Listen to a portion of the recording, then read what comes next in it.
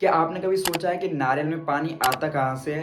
जबकि पृथ्वी पर तो गुरुत्वाकर्षण बल है जो कुछ चीज़ों को नीचे खींचता है, लेकिन फिर भी ये पानी नारियल में ऊपर कैसे चला जाता है? तो आज की इस वाली वीडियो में आप ऐसे ही मजेदार फैक्ट जानने वाले हैं, तो चलिए शुरू करते हैं।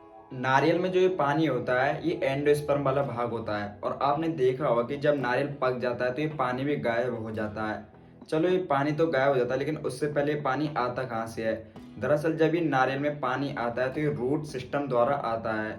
आपने देखा होगा कि जो नारियल का पेड़ होता है उसकी जड़ें काफ़ी लंबी होती हैं, जो कि ज़मीन के अंदर काफ़ी दूरी तक फैली हुई होती हैं। ये जड़ें ज़्यादा दूरी तक इस वजह से फैली हुई होती हैं क्योंकि जो ज़मीन के अंदर की वो नमी है, उस नमी को ये जड़ें अपने अंदर इकट्ठा कर लेती हैं और ये जड़ें होती हैं वो आगे जाके तने से जुड़ी हुई होती हैं।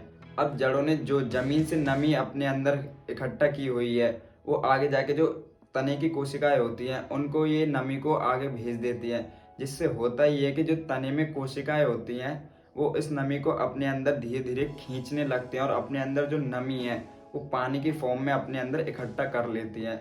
और ये कोशिकाएं एक दूसरे से जुड़ी हुई होती है, जो कि ऊपर जाके उस नारियल में ये पूरा पानी होता है वो इकट्ठा हो जाता है। अब आप ये बोलोगे कि ये पानी नारियल से बाहर कहीं क्यों नहीं जाता? ऐसा इसलिए होता है कि जो नारियल होता है उससे और कोई नारियल नहीं बनता है।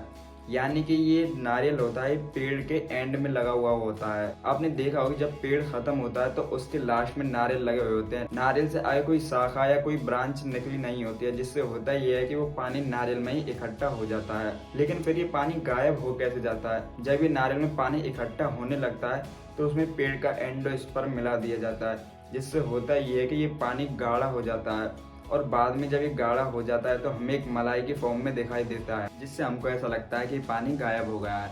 अब आप ये बोलोगे कि पृथ्वी पर तो गुरुत्वाकर्षण बल है जो कि चीज़ों को अपनी ओर आकर्षित करता है, तो फिर ये पानी ऊपर कैसे चला जाता है? तो इस चीज़ को आप ऐसे समझिए कि जैसे जैसे हमारा शरीर बढ़ता है, यानी कि हमारी हाइट बढ़ती है ऊपर की तरफ, तो हमारी कोशिकाएं वृद्धि करती हैं। ठीक इसी तरह से रूट सिस्टम में होता है, यानी कि जब पानी नीचे से ऊपर जाता है तो कोशिकाएं वृद्धि करती हैं और ये कोशिकाएं एक दूसरे से जुड़ी हुई होती है। अब ये कोशिका एक दूसरे से जुड़ी हुई होती है, इससे होता ये है कि जो पानी होता है ये आसानी से नारियल तक पहुंच जाता है और हमें नारियल में पानी देखने को मिलता है। अगर आपको ऐसी मजेदार वीडियो देखनी है तो हमने कोट और ब्लेजर में क्या फ़र्क होता है और ट्रेन की पटरी पर पत्थर क्यों बिछाए जाते हैं, तो उनको भी हमारी वीडियो को देख लेना।